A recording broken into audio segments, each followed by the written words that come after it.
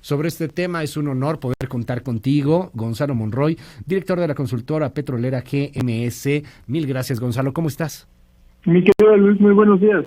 Oye, Gonzalo, cuéntanos un poco, ¿qué opinión te merece pues esta política que se está teniendo en materia energética? Ya vimos cómo los legisladores allá en Estados Unidos, demócratas y republicanos, le piden al presidente Trump que intervenga un poco, y la respuesta del presidente, de plano, pues que no se va a modificar absolutamente nada y que la idea es rescatar a Pemex y a CFE, es decir, los privados, cualquier competencia a las paraestatales, se las va a ver complicadas en el país.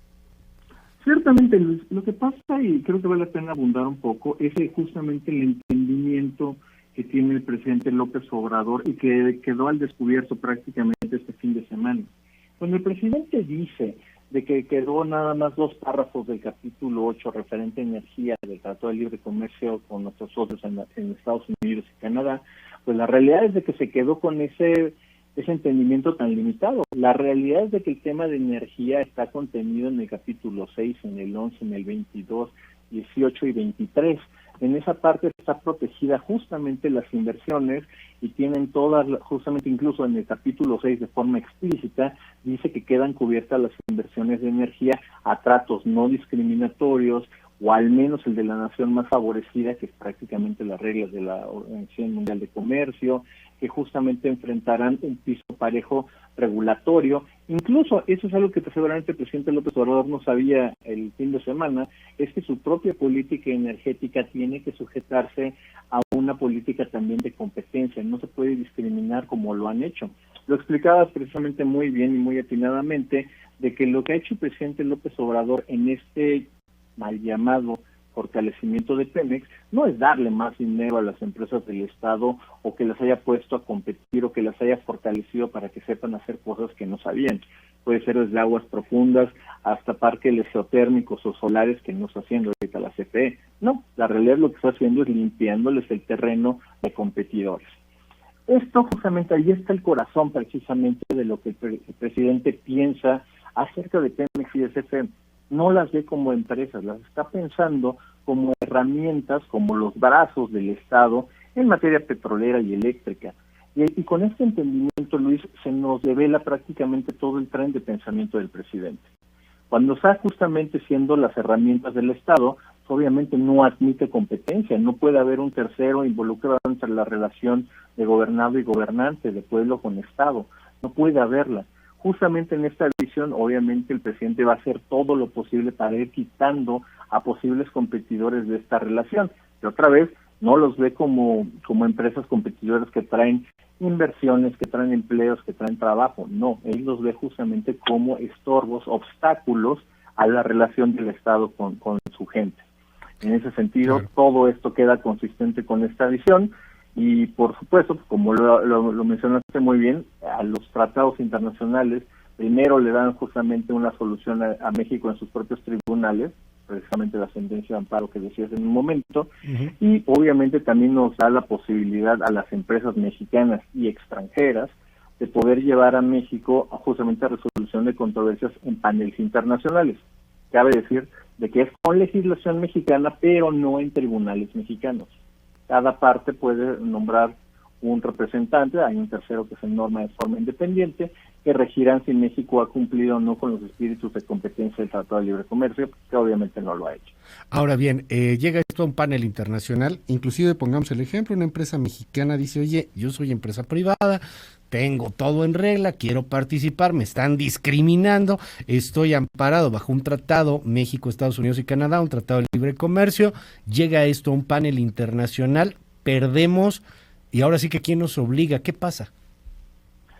Tenemos varias cosas. Primero tenemos cuotas compensatorias, y de hecho ahí es muy interesante el capítulo 11, porque empresas pueden demandar al Estado mexicano por ganancias perdidas. En otras palabras, las empresas, por ejemplo, de energía renovable que no han podido iniciar operaciones, pueden demandar al Estado mexicano por todos los flujos de dinero que no se generó, más otros daños. Y hay que ser muy claros, el gobierno mexicano tiene activos en el extranjero sobre los cuales se pueden ser incautados. México puede pagar, aunque no lo diga una corte mexicana, eso es muy importante.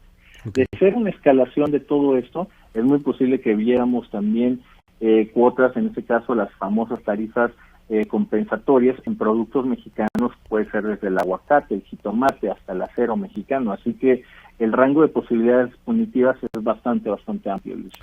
¿Cómo ves la confianza hoy entre el sector, entre los inversionistas energéticos, entre los empresarios, entre los especialistas, los científicos, porque también hay muchos científicos que se dedican aquí al tema de investigación? ¿Cómo ven a México, Gonzalo? Hay dos vertientes, Luis, y eso es muy importante. Está justamente el inversionista institucional, el de largo plazo, el que crea infraestructura para México. Eso tienen que ver muchísimo, y lo voy a poner de manera, incluso que el presidente lo mencionó, del periodo neoliberal. Cuando el presidente se queja, por ejemplo, de que Iberdrola tuvo una gran presencia en el país, y hay que decirlo, es el generador privado más grande del país, pues esto nos ayudó mucho para poder sostener todo el aparato exportador de los años 2000, todo este boom exportador que tuvimos. Justamente la energía, por ejemplo, de Iberdrola, tuvo el récord, la planta de Monterrey 3, de ser por 17 años la planta de generación más barata del país. Eso significa tarifas más baratas. Por el otro lado tienes ahora oportunidades, ya más por el lado de bonos, en este caso, de firmas de inversión con rendimientos muy rápidos, que son mucho más especulativos, que no invierten prácticamente en infraestructura, sino que capturan a corto plazo.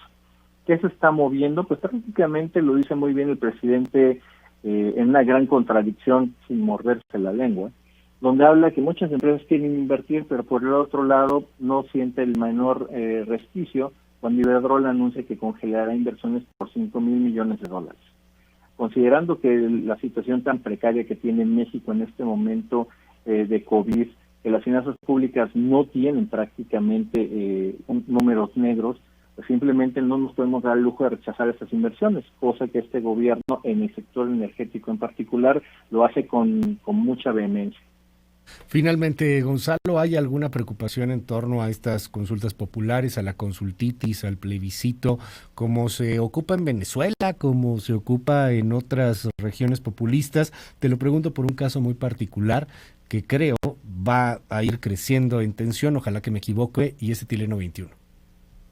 Es muy correcto, Luis, pero fíjate, yo incluso no te diría que sería la planta de Etileno 21. Etileno 21 va a seguir ocurriendo y va a pasar. Esa sigue ocurriendo. Tan es así, cuando salieron los proyectos prioritarios, viene por ahí una planta de importación de etano, precisamente en la terminal de Pajaritos. Te lo puedo adelantar, el 80% de la capacidad de importación es para cumplir con el contrato de etano. La realidad es de que es un contrato que está muy bien diseñado, del cual no tiene escapatoria a Petróleos Mexicanos. Si quisieran terminar de forma anticipada ese proyecto, tienen que pagar una cantidad superior a los $5,200 millones. Esto es un tercio de todo el presupuesto de inversión de Pemex. En este caso simplemente no hay dinero que les alcance. Y contestando puntualmente tu pregunta, sí hay una gran preocupación acerca de estos mecanismos informales para la cancelación de proyectos.